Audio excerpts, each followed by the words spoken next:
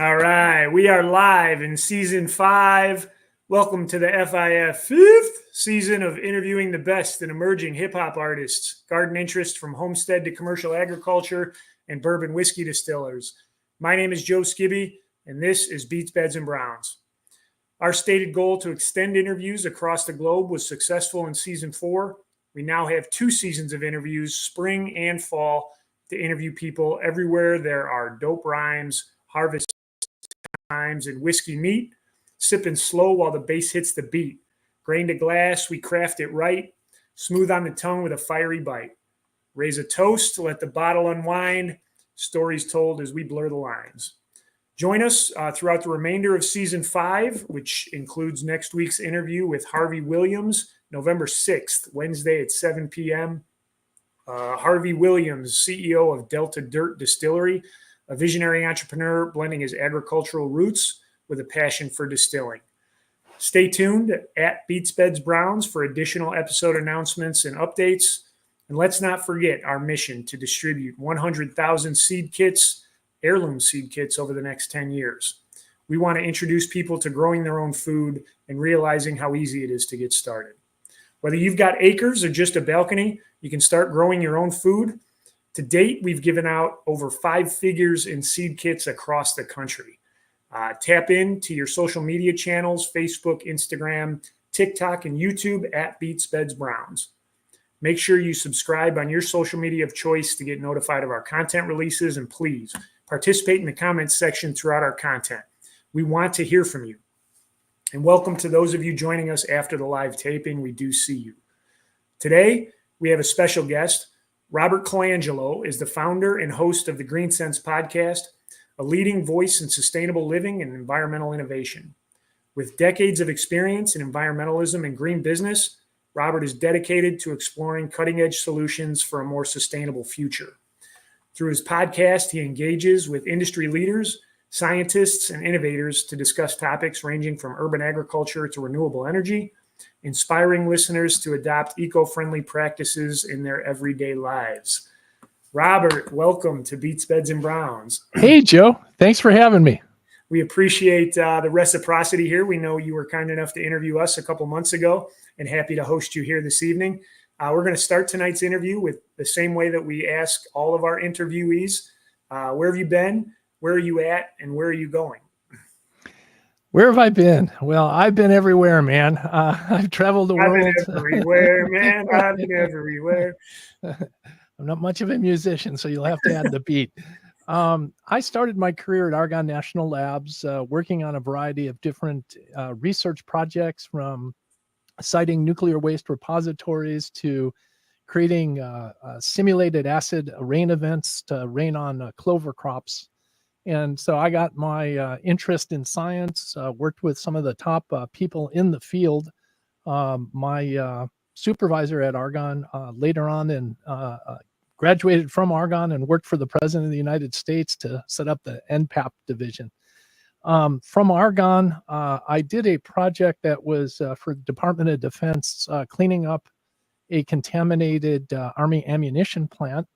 And from that, I left Argonne, which was a Department of Energy lab, and joined the private sector to work in environmental consulting. And so I spent my early career cleaning up contaminated soil and groundwater sites, and then got involved with brownfield redevelopment, wrote a book on environmental due diligence, how you find contamination at industrial and commercial properties, and parlayed that into a number of other books in that topic. And then I started a company to buy contaminated property. I bought the old Chicago Bridge and Iron facility, cleaned it up. We got one of the first no further remediation action letters in Illinois, and developed that for residential use. And after I did that, I started a nonprofit called the National Brownfield Association. And we built that up to 2,200 members from scratch. And it was focused on cleaning up contaminated properties, putting them back to productive use, and getting them back on the tax roll. And I did that for about 15 years. And I one day was saying, it's not good enough to clean up these brownfield properties. We should be putting green projects on brown. So maybe you could have interviewed me on Beets and Brown, sort of fits in with the brownfield theme. And so our treasurer came to us one day and said, hey, I've got this idea about indoor vertical farming. And I know you have a science background. You started this association from scratch. Would you help me get it going? And so next thing I know, I inherited a kernel of an idea of building an indoor farm. And we built our first indoor farm in Portage, Indiana. It was in a 30,000 square foot building. And we grew a variety of different crops and sold those to grocery stores, restaurants, and supermarkets throughout Northwest Indiana, Illinois, and Southern Michigan. So where am I now? That's where I was. And where am I going? After doing vertical farming for about 14 years, we decided that we were better at building and designing indoor farms. And so that's what we do now. We developed a modular, scalable, small farm system that is a low cost of capital to get in. So you could start and make all your mistakes that are small and then grow your business by adding additional modules. Nice. And that's fascinating. I didn't know that history. So, we used to work with the Institute of Electric and Electronics Engineers professionally, and we're at Argonne for a number of different programs. Oh, That's really cool. I hear you're cleaning the soil. Obviously, this is commercial contaminants, et cetera. Talk to me about what that piece looks like in terms of, now this soil that was marked dirty on a brownfield site is now marked clean, but then you're installing vertical interior grow facilities. Is that dirt now considered equivalent to uncontaminated, or what's the cleanliness designation? So contamination is highly regulated. It's there's an alphabet soup of laws from CERCLA to RECLA to TSCA to FIFRA. So depending on the type of contamination, there's laws and regulations at which you have to clean up that soil or groundwater at what concentration, and what are the methods that you could use to clean it up. So in general, it's hard to tell you how to do it. It really comes down to the specific chemical, specific location, and the regulations that you have to adhere to. And is that, you're steam cleaning the dirt, or is that like planting sunflowers and pulling some of the hard metals out, or what does that look like? It all depends on what your contaminant is, from radiation to volatile organic compounds to heavy metals. And so you have to look at that type. There's many different ways, from batch cleaning it, where you'd put the soil in a batch, use electrolysis to pull the metals to the electrodes, to drilling holes, pumping in steam, and pushing the volatile compounds up, to putting wells in and pulling out the groundwater and treating the groundwater based on the contaminant in there. So again, it's pretty specific to the contaminant and the location. And sometimes it's very complicated geology.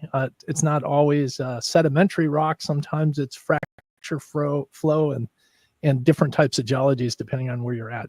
Man, that could be its own separate interview, but definitely sounds fascinating.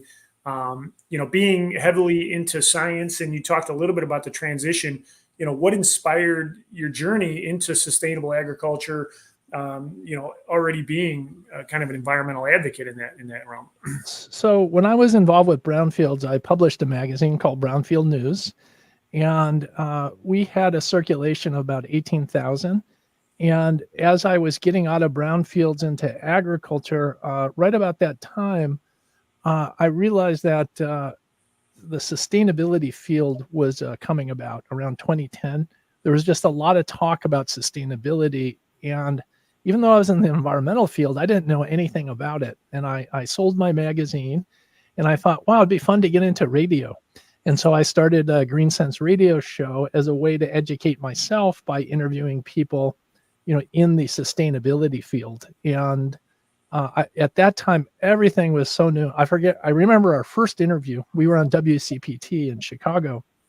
I was so nervous, and it was an EPA official about green jobs. I didn't know what green jobs were at that time. I don't think anybody did.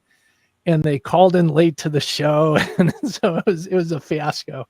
The So you're first filling show, airtime at this point. right? If they're calling in late, you're trying to fill those gaps. And as you know, it's easy to talk, but when you're on radio and you're live in front of an audience, you get tongue tied. You can't find the words, and so, anyways, we're now into over 700 interviews. We switched to Podbean is our method for our podcast. They just sent us a note that we've done 400 on Podbean. So we've been on air since 2010. We were on WCPT to start, and then I was introduced to someone over at WBBM, which is number 2 listened in the country. It's actually got over 1.1 million listeners. And so we took a vignette of our show and create the Green Sense Minute, because WBBM is news, weather, traffic. It's very short bursts of information. And so we've been on that over 10 years now. Well, congratulations. And thank you. 400 episodes. I'm sure the tongue-tied frequency is much less, but still happens. Still, as you know, it depends on the day, right? Right. Did I have my coffee in the afternoon or not? So we cover a wide range of topics. One of the fun things that I started the show with was to do things I like to do. Like some of the great things I did on the radio show is I got to test the first water-lev jetpack in Hawaii. Have you ever seen one of those where you strap on a pack? What's up? Yeah. Yeah, that was fantastic. I get regularly, I get green cars to test drive. So I've test driven a lot of electrics, different types of EVs. We tested one of the first Teslas when it came out. We did a show from the Tesla. That was a lot of fun back when it had the Lotus body. I just did a cross country on an electric car. That was a lot of fun. I'm trying to, we've done lots of things. Test driving the cars, doing the water-lev jetpack. It's all been great, and that's why I did it, to have fun and to explore sustainability and just share my passion with others as we get into this. The show's sort of morphed more into science and being fact-based because there's so much misinformation out there. We wanted to be a trusted source of information and be objective by providing facts on the topic. Absolutely. You're like a one-man grand tour advocating for the electric cars that they so often disparage. Well, and also I use the show to look for technologies that we can apply to our indoor farming business. As a builder of greenhouses and indoor vertical farms, I'm always looking at ways to cut our capital expense on these farms. My goal is to get these down to below $100 per square foot of grow space, to be sustainable, use as least amount of energy as possible. We like the first principle design approach. The best part is no part. Like to use gravity over pumps. So I just interviewed a gentleman, professor over at University of Illinois, Chicago, who developed a way to generate hydrogen through electrolysis using about 1/5 of the electricity. And so basically he could hook up solar panels to a water tank with electrodes and create hydrogen gas for a fuel cell to create electricity, which is pretty remarkable. Think about applying that to a car, having a tank in the back of a car with water that produces oxygen and water as a byproduct. And you don't have to store it. You produce it as you drive. Well, and that's like the hydrogen drive automobiles. The only exhaust is actually H2O, right? Exactly. Right. That's incredible science. And knowing that you're always on the lookout for ways to be more efficient in your vertical farming, maybe it's the metric that you mentioned, but what are some of the biggest challenges you faced in getting started and as you've progressed in the vertical farming piece? So great question. When we first started, nobody knew what a vertical farm was. We were the first and largest. And when we started, LED lights were just coming about. And the challenge was when you used fluorescent lights, they'd burn out about once a month. And so you spent a tremendous amount of time of changing the fluorescent lights. When we moved to LED lights, they had a 5-year lifespan. So it was remarkable, but they were very expensive. Our first farm in Portage had over 5,000 4-foot LED light strips. So, it was a big expense. Also, we had tremendous problems with the building code. One of the challenges I found in my career is that green and sustainability always butts up against the building code. The building code is set for mediocrity. It doesn't promote innovation. And so when you have new ideas, it takes a long time to get those pushed through. Like, they didn't know how to classify us. Were we a greenhouse? No one saw a vertical farm before. So just little things, getting insurance, getting the building code that allowed us to build a farm indoors in a commercial warehouse. Simple things like that were a real hassle. And for those viewers who haven't seen what a vertical farm looks like in practice, you're basically taking an empty warehouse space, having the shelving that would be for inventory management, and stacking grow lights and flats full of plants, right? Correct. And we call it controlled environment agriculture because you build a room within a room. We had thick thermal panels so that we can keep the air inside the inner room controlled. We control the temperature, the relative humidity, the light, the CO2, and the nutrient that we pump in, and then it gravity feeds, and it's in a closed loop system. We treat it and recirculate it. So the science behind it was pretty complicated too, to get it to work all the time, keep it pest free, and to keep that water clean of any viruses and bacteria. Well, and that was going to be my next question, right? In this controlled environment, you don't have to worry about anything like fungus or bacteria or insects, right? Nudge, nudge, wink, wink. You do. Anytime you grow indoors, you can only control insects. We never had an outbreak, but I'll tell you a funny story. When we first started, it was around 2014, I think. It was the coldest winter in Indiana in the last 100 years. I don't know if you remember that year. Yeah, but it would snow one day. It would get down the whole winter. Yeah, right. It would get to 30 degrees, and then it would drop below zero, and it just did this back and forth. And so one day it was like minus 50 with the wind chill. We had 6 feet of snow outside in the parking lot, and we were indoors growing. And I thought, this is such a good commercial for indoor growing. But the trucks couldn't come to our facility to pick up the plants. So even though we can grow, the trucks weren't able to get there and distribute it. Transportation everything still plays a part of it, right? Along that line, reducing food miles, increasing local production. How important is that in a local food economy and with local food systems? How important is that local sourcing to the future of local healthful food to getting to the right people? I think the most important thing is to eat pesticide-free produce. If I was going to pick one thing, it would be pesticide-free. I think there's a halo or a myth around organic. People hear organic and they think it's good, but sometimes when you go to organic farms, they're not what you think they are. Organic really is a philosophy on how you deal and grow in soil. When you grow indoors, you can create a really clean environment, and you can grow pesticide-free with the proper controls and good SOPs, standard operating procedures in place. So I think that's number one. Second, locally grown. The advantage of locally grown is anytime you pick produce, fruits or vegetables, they start losing their nutritional value. And so the quicker you can get that produce from the farm to the customer, the healthier it's going to be. And so that's the importance of locally grown. And the beauty of an indoor farm is you can grow year round. It's hard to get produce in Indiana in the wintertime, but if you're indoor, you can.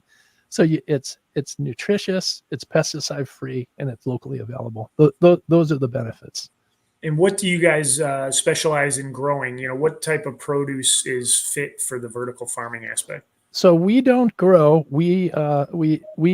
We grew for 7 years, and then we decided we were better at building these farms because we learned so much on how to perfect them.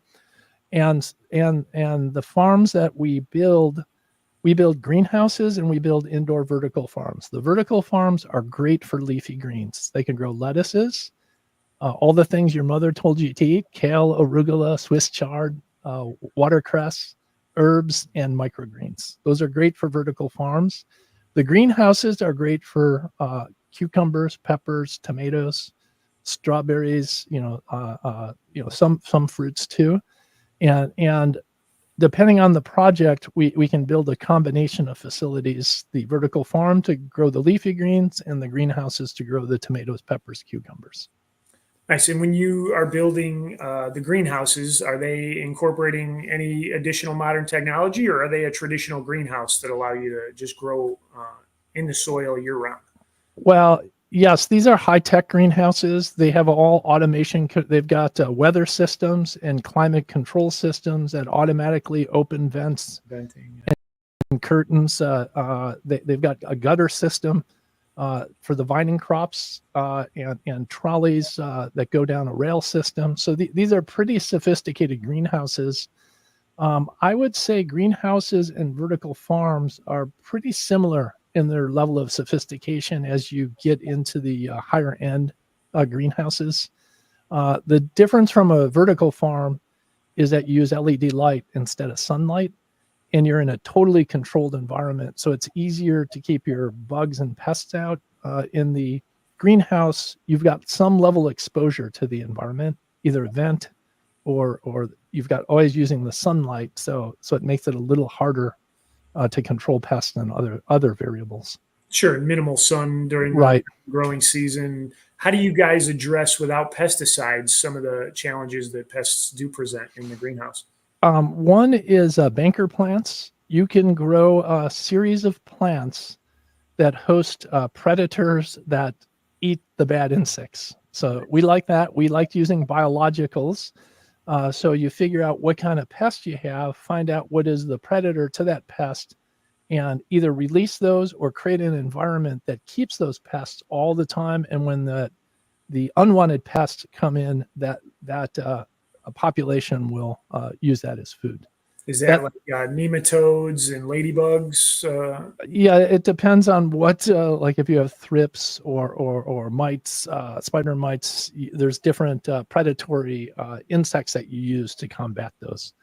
But I'd say the first line of defense is having sticky cards, little yellow sticky cards that have grids on them that you check daily to see what kind of insects are in your farm. A lot of times there's insects that may be a nuisance. They don't eat your crop. Others eat your crop and can cause an infestation. So by monitoring, you could react immediately by identifying what's in there, and then two, figuring out if it's a threat. The second is keeping your facility super clean. Anytime it's not clean, it creates an environment for pests. And then the third is using biologicals. And the worst one is when you have to shut down your farm and just clean it completely because you can't eradicate the pests.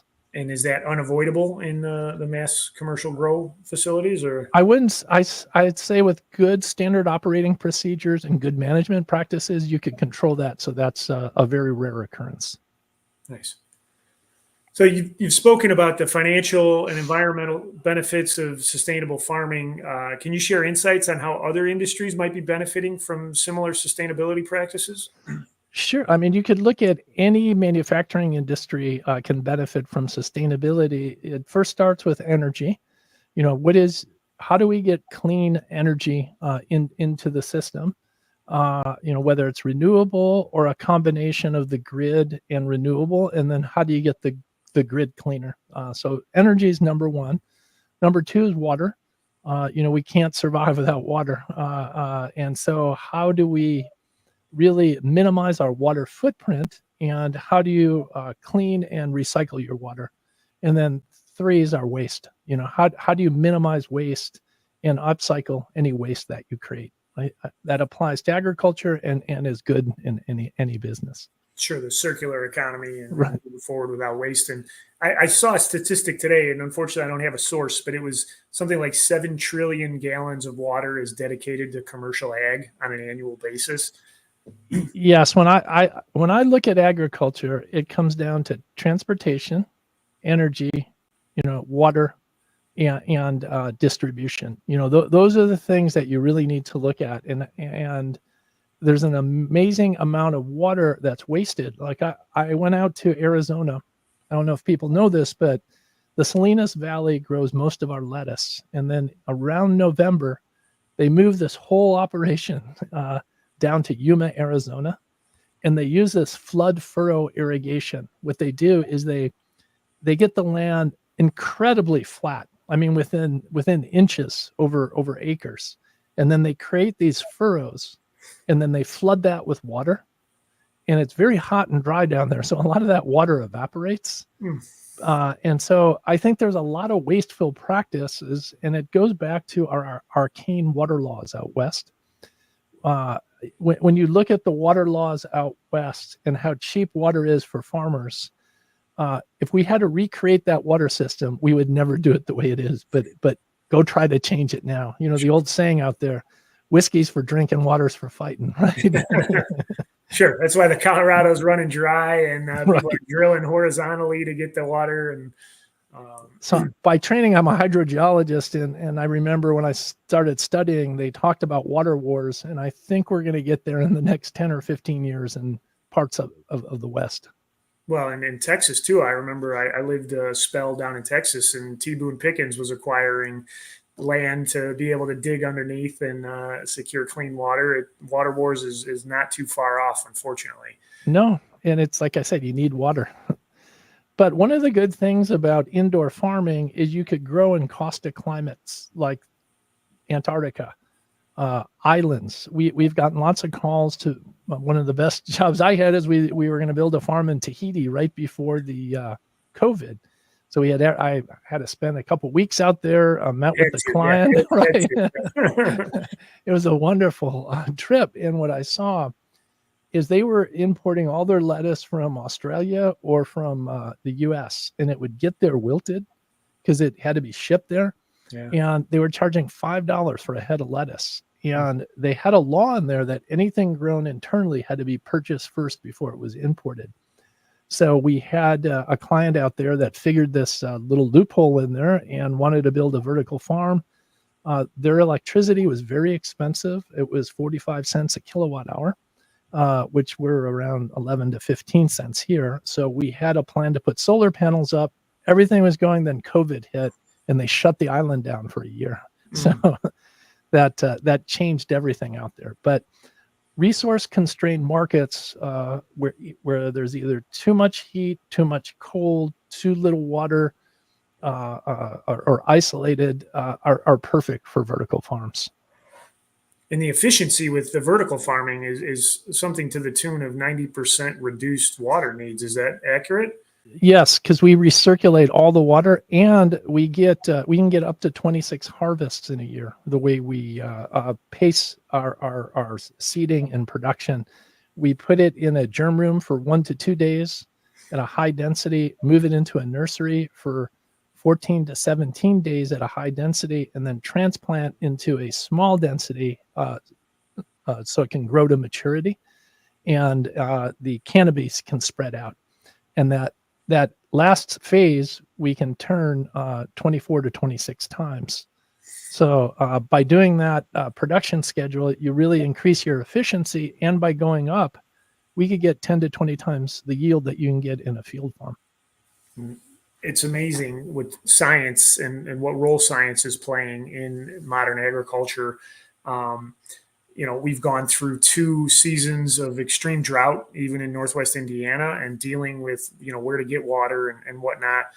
What role do you see technology playing in making agriculture more resilient in the face of, climate change and the effects that it has on small growers and even large commercial growers? I think it starts with locally grown. I don't have the figure, but think about how much produce is transported from California to Chicago to New York. If you grow local, immediately you reduce greenhouse gas emissions and transportation. Plus, out west has a water shortage. Lettuce is 95% water, so you're shipping valuable West Coast water to the water-rich Midwest. Why not use local sources to grow all those? So I think that's the biggest issue.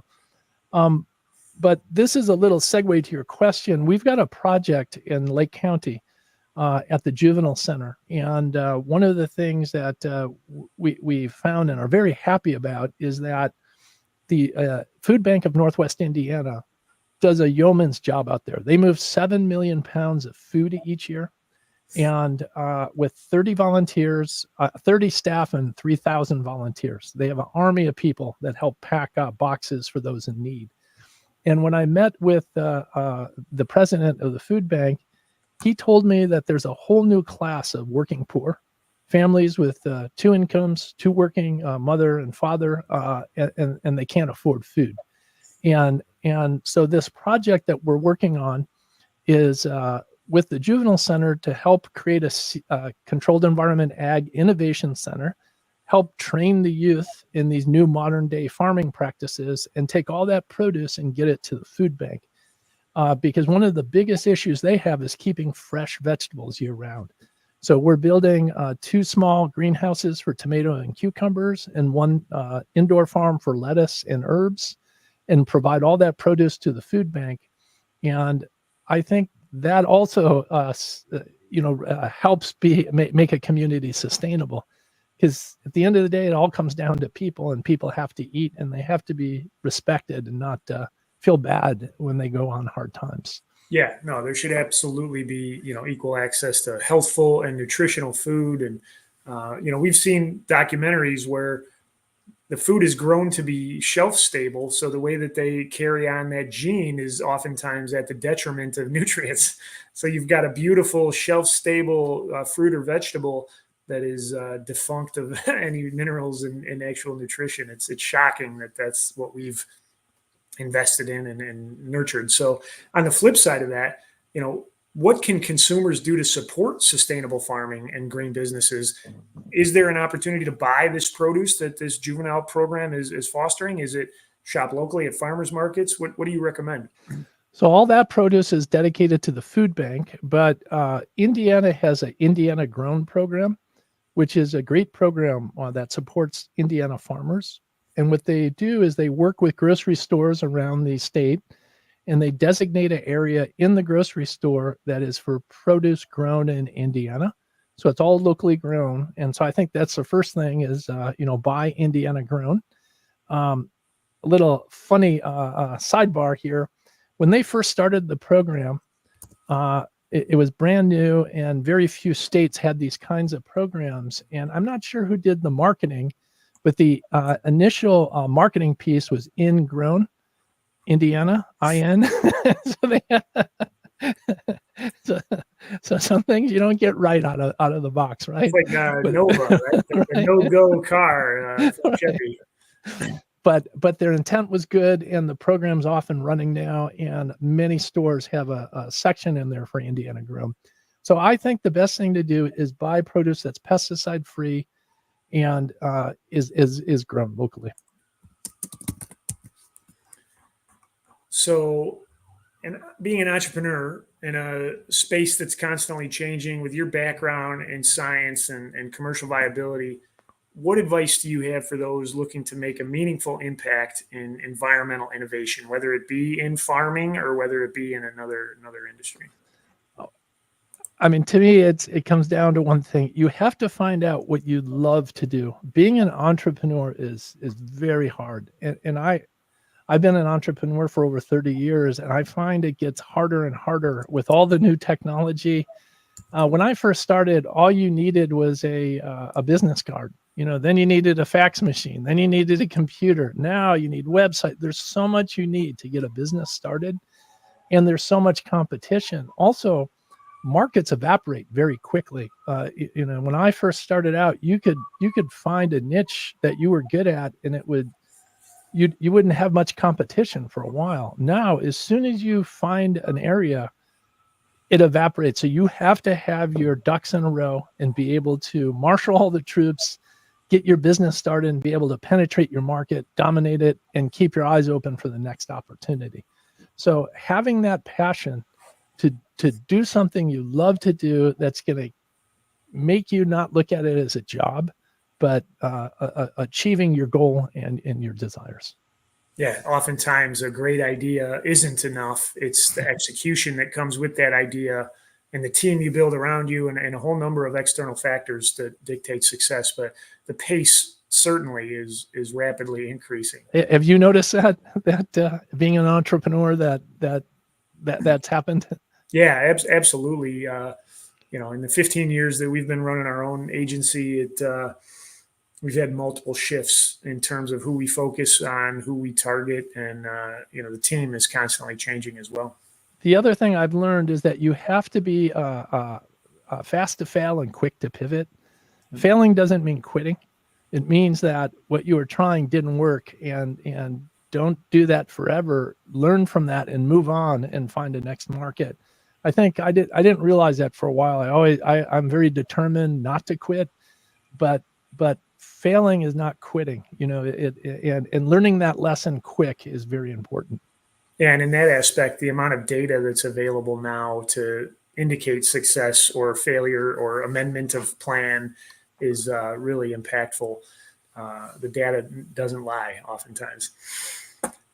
Looking forward, what are your biggest hopes for the future of agriculture, and what role do you see CEA Technologies playing in that vision?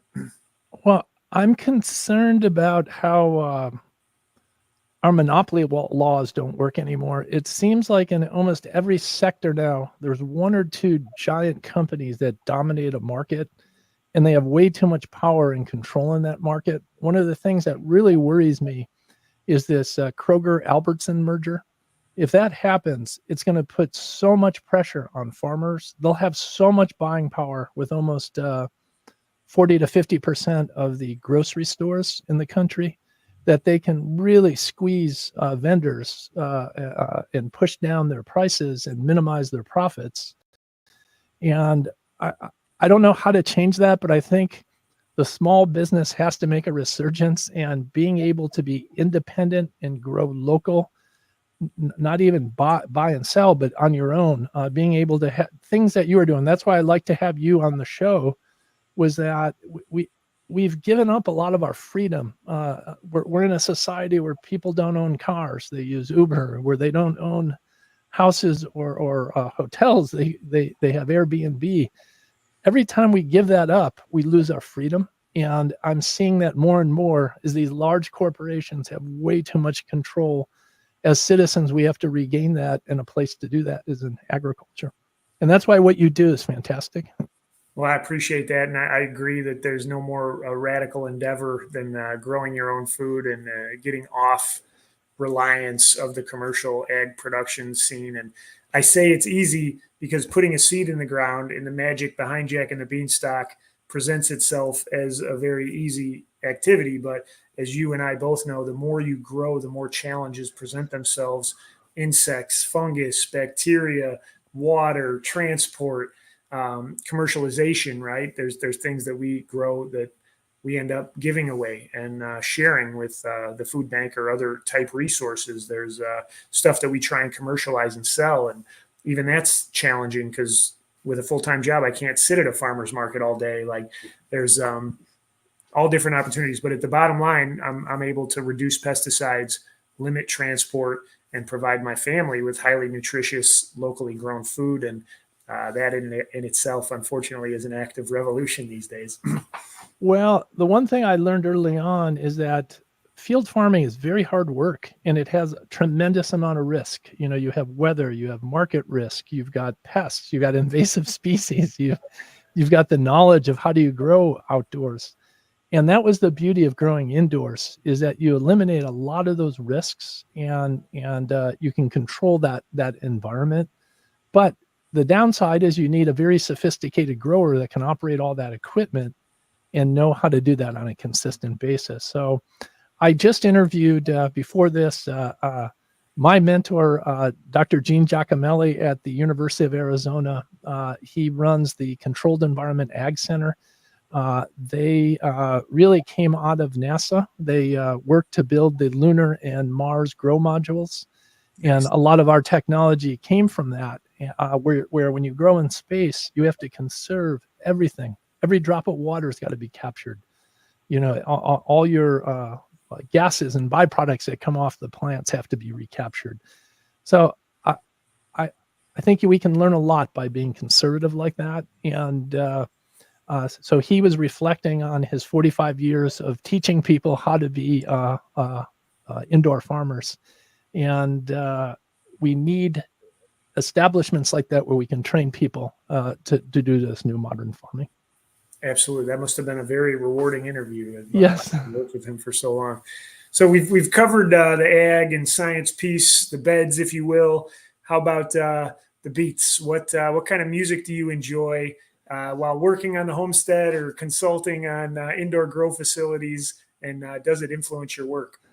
Well, I love Bruce Springsteen, and I was lucky to see him this year again. I've seen him maybe 5 or 6 times, but I'm not sure how many more times he's going to tour. He gives it all. I love people that are passionate and love what they do. When he walked off that stage, I didn't know if he was going to make it up the stairs. He was dripping wet and exhausted. I like Carlos Santana, Jimmy Buffett, just a few Allman Brothers. Absolutely. If you had to pick one album to play during a harvest season or during Q4 reporting season, what would it be? Ooh, probably Bob Seger and Bob Dylan too. So I would say the Bobs and Bruce's. I have to. It'd be hard to pick.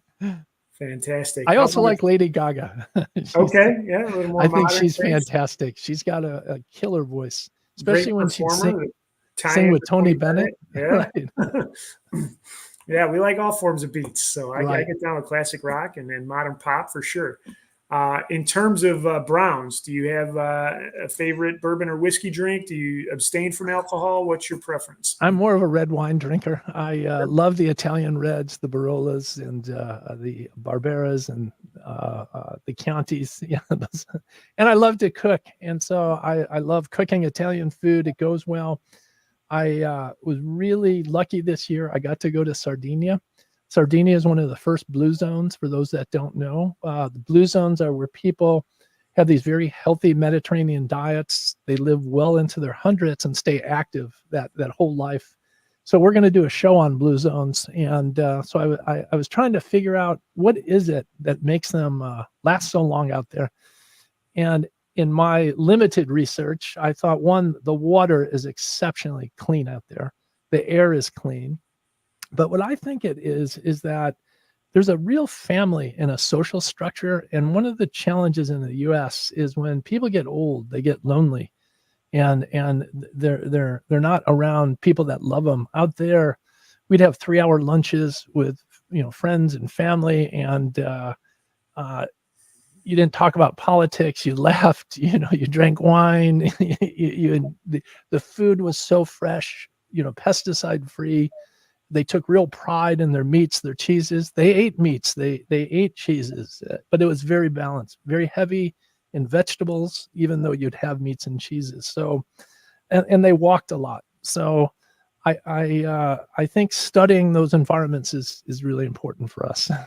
Absolutely. We're a firm believer that gardening leads to longevity, and planning the next season keeps you carrying on. So, and as you probably know, people that deal with food are usually pretty good people, right? They, it's a hard field to make a living at, but it's very rewarding. And so you find people that tend to care. Same with the chefs. I love working with chefs. Yeah, definitely. And growing up Italian, food is family, and right. It's the journey and the destination all in one. So we really enjoy that piece of it. Robert, as we round third here, where do you see the Green Sense podcast or CEA Technologies in the years ahead? Well, I'm starting to get to a point where I'm going to slow down a little bit, and my goal is to slowly move to where I'm focusing on the show, Green Sense show. Most of the time, I really love interviewing people. I learned so much by talking to him. We've had just fantastic guests. I just had this investigative reporter, Carrie Gillum. She wrote the Monsanto Papers, which reads like a John Grisham novel, but it's all factual. She at the risk of her life, went in and uncovered all this information that Monsanto was hiding about Roundup and the impacts on that. she's a remarkable woman, and she started a nonprofit agency. I've seen a lot of media now go to nonprofit.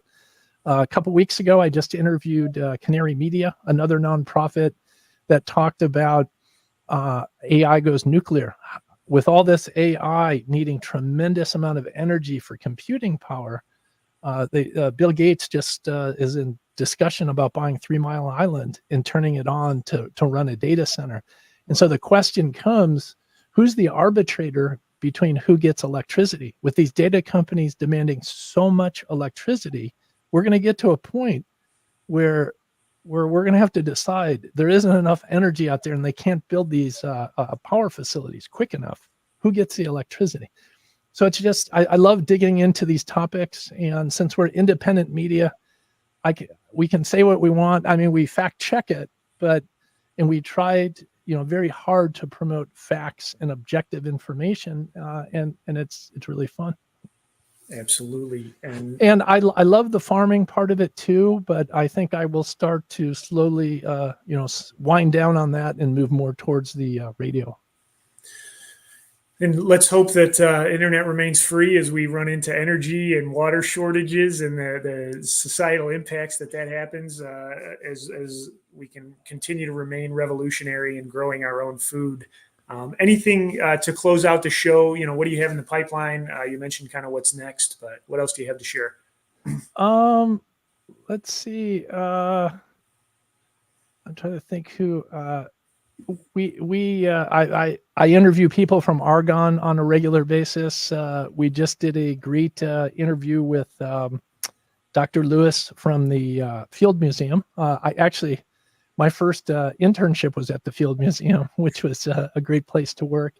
And she's one of the few researchers at the Field Museum that doesn't work in the museum. She goes out into the communities trying to develop sustainability and biodiversity programs to protect local species.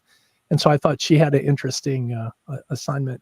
This Chicago area is so rich in information. We're really lucky that there's so many established organizations out here that do great things. Do you know of Current? Current just recently won a $165 million grant to create a blue economy. They're focused on water and making Chicago a water hub, developing new technologies to protect and conserve and treat and deal with water. You've got Argonne National Labs. You got the Deep Tunnel Project, which was do you know about the Deep Tunnel? Is that the water storage? Yeah, there's 200 miles of tunnel underneath Chicago to store water. I mean, there's just so many wonderful things in the area, and that's why I love the radio shows. You get to dig in and find out about all these things. Great conversations with good people is what it all amounts to. That's right. What we host here. That's what Robert hosts on the Green Sense podcast. I'm going to pull you out into the green room, Robert. If you'll stick around, we can cut it up a little bit afterwards. But I appreciate your time and contributing to the show and sharing your wealth of knowledge. Thank you so much. It was a real pleasure to be on your show, and I really appreciate you being on our show, and I hope we helped promote what you're doing with your seed packs. Absolutely. Thanks, Robert. We'll pull you out and close out the show here. All right. Beets, Beds, and Browns is an ag advocacy brand focused on educating people on how to eat healthy, sustainably, and inexpensively. Start your gardening journey today and grab your free seed kit at beetsbedsbrowns.com. You can listen to our thoughts via our video podcast on YouTube and or your streaming venue of choice. Follow our progress on your social media of choice via the hashtag 100K in 10 years or directly via at Beets, Beds, and Browns. My name is Joe Skibby. This interview included Robert Colangelo of the Green Sense podcast. Please check him out. And as always, happy planting. Have a great night, everybody.